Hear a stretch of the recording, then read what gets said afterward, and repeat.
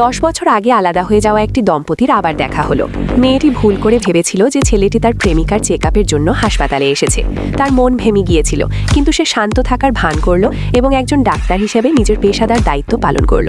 সে জানত না যে সেই লোকটির নজর প্রতি মুহূর্তে তার ওপরই আটকে ছিল। জানা যায় যে তারা যখন কিশোরী ছিল তখন থেকেই ছেলেটি ওই মেয়েটির প্রেমে পড়েছিল।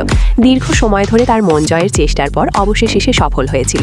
ছেলেটি ভেবেছিল মেয়েটি তার স্ত্রী হবে, কিন্তু একদিন কোনো সতর্কতা ছাড়াই মেয়েটি হঠাৎ ব্রেকআপের প্রস্তাব দেয়। ছেলেটি বিশ্বাসই করতে পারছিল না যে তার এত প্রিয় প্রেমিকা তাকে এভাবে ছেড়ে চলে যাবে। সে মেয়েটির কাছে কারণ জানতে চেয়েছিল, কিন্তু মেয়েটি কেবল এটুকুই বলেছিল যে সেই সম্পর্কের উপর ক্লান্ত হয়ে পড়েছে। এতে ছেলেটির হৃদয় পুরোপুরি ভেঙে যায়। আসলে মেয়েটির এমন আচরণের আসনা। বন্ধুরা, এই ভিডিওটি ভালো লাগলে এখনই কমেন্টে লিখুন লাভ, আর আমাদের চ্যানেলটি সাবস্ক্রাইব করে বেল বাটনটি বাজিয়ে দিন এবং ভিডিওটিতে একটি লাইক। কারণ ছিল ভিন্ন। ছেলেটি ছিল এক অতি ধনী ব্যক্তির সন্তান।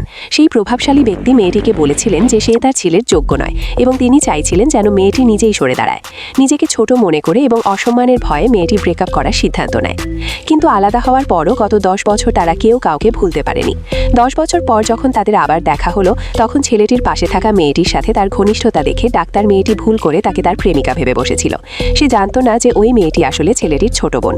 যখন ছেলেটি জানতে পারল যে তার প্রাক্তন প্রেমিকা ওই হাসপাতালেই ডাক্তার হিসাবে কাজ করে, তখন সে ইচ্ছে করেই তার ছোট বোনকে সাথে নিয়ে বারবার হাসপাতালে যেতে শুরু করলো, যাতে মেয়েটিকে দেখার সুযোগ পায়।